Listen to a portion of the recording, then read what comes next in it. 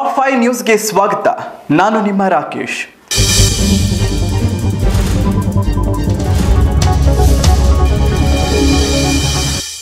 ಮೂಡ ಹಗರಣದ ವಿರುದ್ಧ ಕೇಸರಿ ಪಡೆ ರಣಕಹಳೆ ಮೊಳಗಿಸಿದೆ.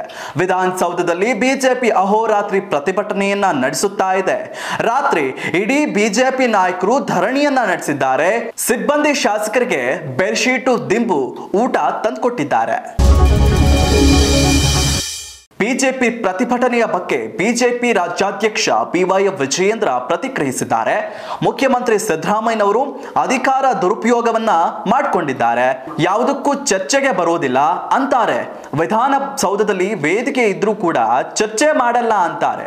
ಅವರ ಅವಧಿಯಲ್ಲಿ ಹಲವು ಅಕ್ರಮಗಳು ನಡೆದಿವೆ, ಹಗರಣದ ಬಗ್ಗೆ ನಿಷ್ಪಕ್ಷಪಾತವಾಗಿ ತನಿಖೆ ಆಗಬೇಕು ಅಂತ ಆಗ್ರಹಿಸಿದ್ದಾರೆ.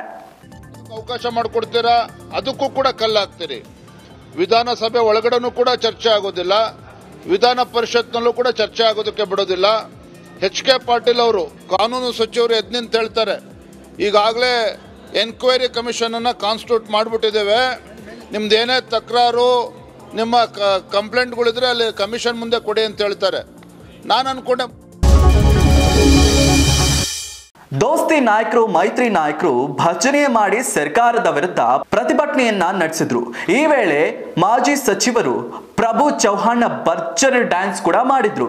187 ಕೋಟಿ ಗೋವಿಂದ ಗೋವಿಂದ ಅಂತ ಘೋಷಣೆ ಕೂಗಿ ಧರಣಿಯನ್ನ ನಡೆಸಿದ್ರು. ಜೊತೆಗೆ ಸಿದ್ದರಾಮಯ್ಯನವರ ಪಾಲಾದ ಸೈಟ್ಗಳು ಗೋವಿಂದ ಗೋವಿಂದ ಅಂತ ಕಿಡಿಕಾರಿದ್ದಾರೆ.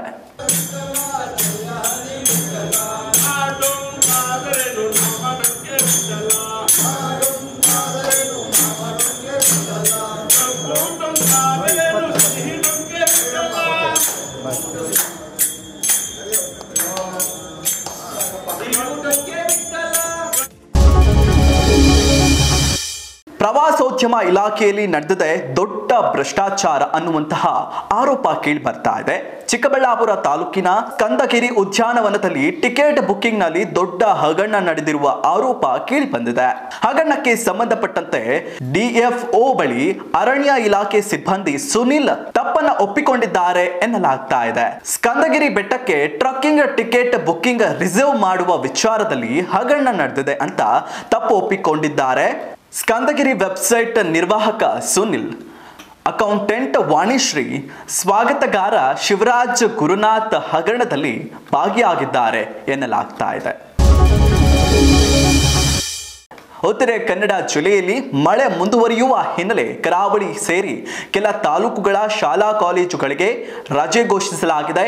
ಕಾರವಾರ, ಕುಮಟಾ, ಅಂಕೋಲಾ, ಹೊನ್ನಾವರ, ಭಟ್ಕಳ, ಜಿಯೋಡ ಮತ್ತು ದಾಂಡೇಲಿ ತಾಲೂಕುಗಳಿಗೆ ರಜೆಯನ್ನ ಘೋಷಿಸಿ ಡಿಸಿ ಲಕ್ಷ್ಮೀ ಪ್ರಿಯಾ ಆದೇಶವನ್ನ ಹೊರಡಿಸಿದ್ದಾರೆ. ಇದಾಗಿತ್ತು ಈ ಹೊತ್ತಿನ ಟಾಪ್ 5 ನ್ಯೂಸ್.